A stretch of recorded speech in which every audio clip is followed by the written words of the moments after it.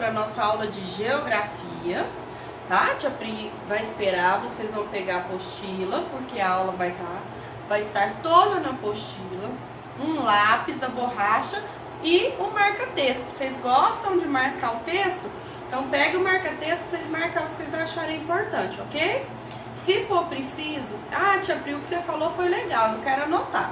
Então pega aí o caderninho, o lápis e anota no caderno, tá bom? Vamos pegar então a apostila, que a tia Pri vai falar para vocês qual que é a página que tá aí esse conteúdo. 204, se eu não estiver enganado, mas eu vou confirmar, peraí. Isso mesmo, página 204. Aqui começa o conteúdo que eu vou aplicar para vocês. Cidades históricas e riquezas arquitetônicas, tá? A partir daqui, eu vou dar a aula e depois vocês vão ler o que está aqui na apostila, porque a tia Pri vai falar de algumas cidades que não estão aqui, tá bom? Nós vamos conversar então hoje e entender como que as cidades se formaram. Como que a gente já conversou sobre a mistura das raças, nós conversamos sobre a modificação das cidades, o crescimento, e nós vamos entender agora como que tudo começou a se formar. Então, a partir daí, até que as cidades fossem criadas e tivesse essa estrutura que a gente conhece hoje, muita coisa aconteceu e muito tempo se passou. E para que você entenda sobre isso, sobre essas mudanças que aconteceram, o que mudou e como que foi mudando, nós vamos conhecer um pouquinho das cidades e um pouquinho sobre uma cidade planejada e uma cidade não planejada.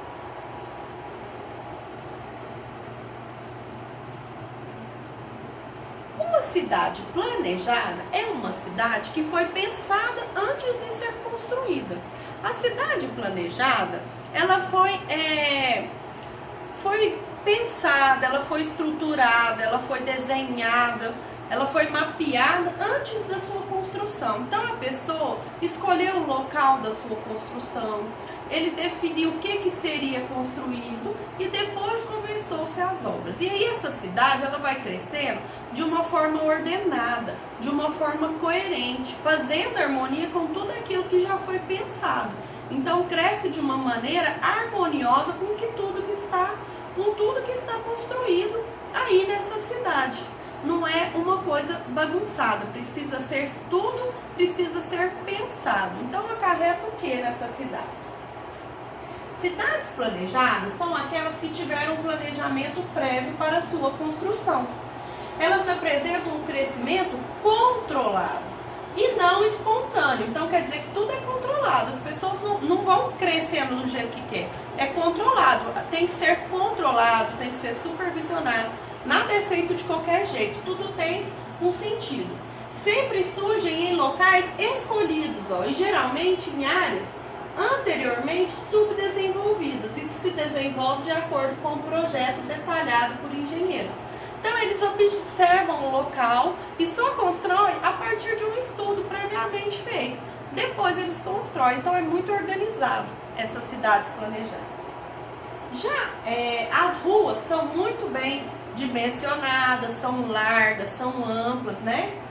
São áreas públicas bem configuradas, são cidades arborizadas, que além da arborização também tem as construções em perfeitas harmonias, tem saneamento básico, tem transporte, tem um esquema muito bem formado entre a zona residencial e comercial.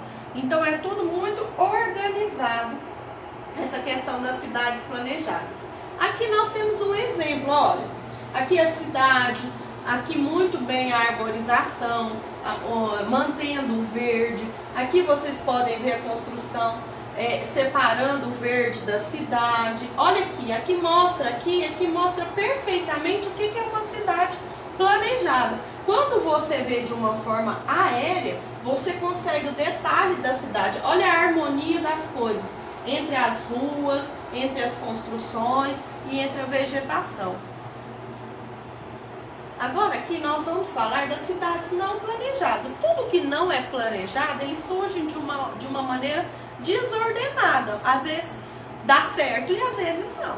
No caso aqui das cidades, quando acontece um crescimento, eu cheguei, vou construir minha casa aqui, vem outro, constrói do lado, outro do lado. Não tem uma harmonia, não tem um pensamento, não tem um estudo previamente feito, então vai se construindo de qualquer forma. Então acarreta o quê? A mobilidade, a forma de mobilizar, de caminhar das pessoas, dos automóveis fica deficitária. A acessibilidade àqueles locais ficam complicados. E aí vem o saneamento básico. Rede de esgoto difícil, água, luz. É tudo muito complicado quando a cidade não é bem planejada. Então essas situações elas vão acarretando uma dificuldade no modo de viver das pessoas dessas cidades. Olha só. Isso é um exemplo de uma cidade não planejada. Vocês podem ver que a gente não consegue definir bem que área é o que. Às vezes está todas as casas aqui amontoadas e tem muita área verde lá no fundo. Então é uma cidade não planejada. E como está tudo muito junto, muito aglomerado, fica difícil de expandir isso daí, de melhorar, de pôr uma rua ampla, de pôr a área verde. Então é uma cidade não planejada, ela não foi pensada, ela simplesmente aconteceu. Eu vou comentar para vocês agora sobre cidades históricas e riquezas arquitetônicas. Então, o que são cidades históricas? São cidades que trazem a história de um povo e que retratam a história desde muito tempo atrás.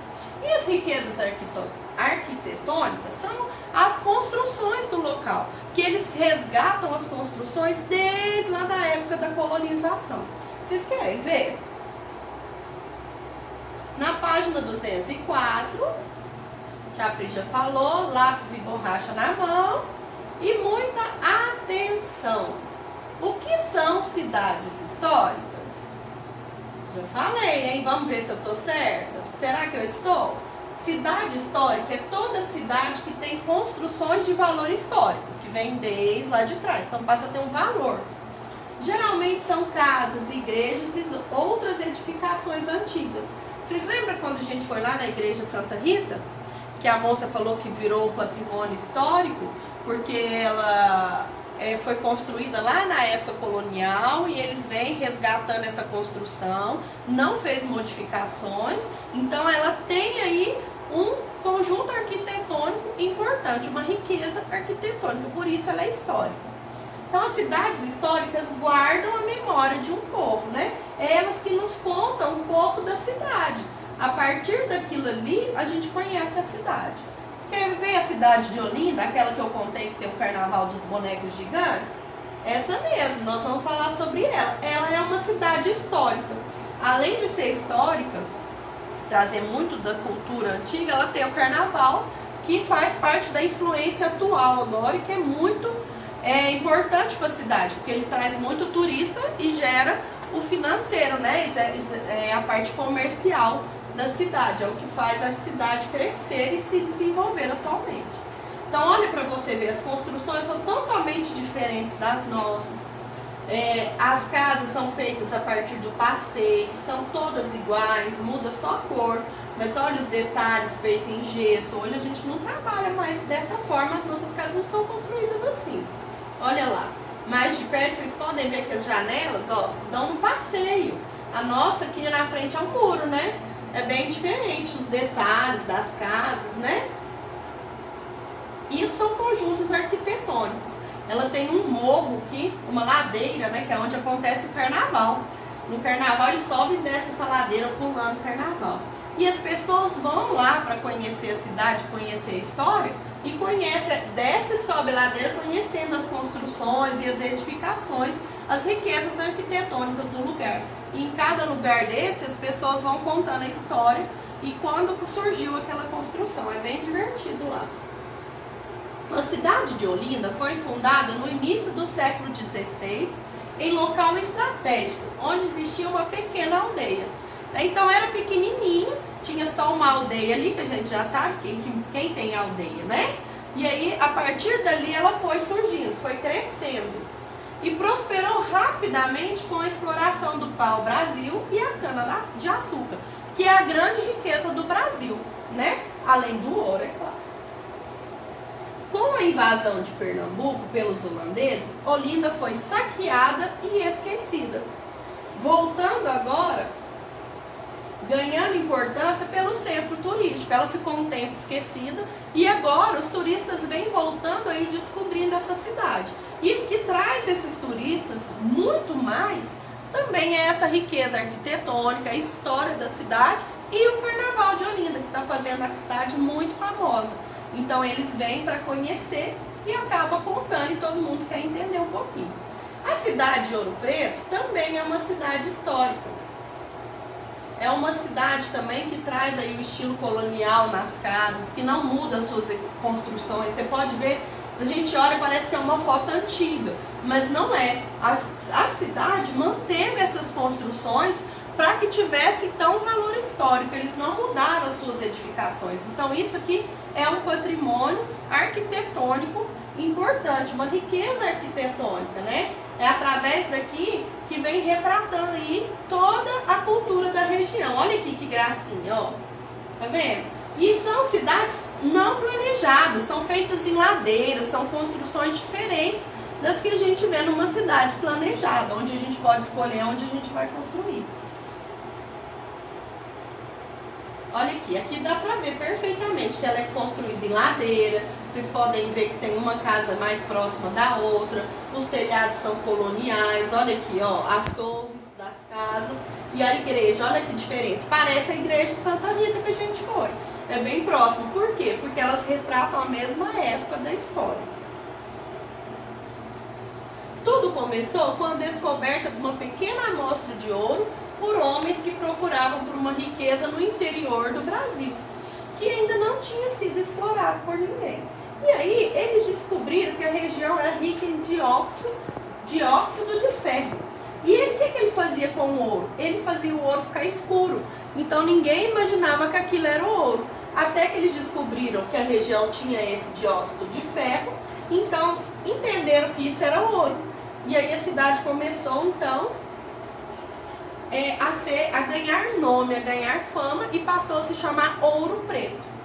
Por esse motivo a cidade ganhou o nome de Ouro Preto, que já foi a maior da América Latina por volta de 1720, quando chegou a ter uma população de 40 mil pessoas. Então Ouro Preto ficou muito reconhecido pela estrutura arquitetônica e pelo ouro preto, né? Que era por conta do dióxido de ferro.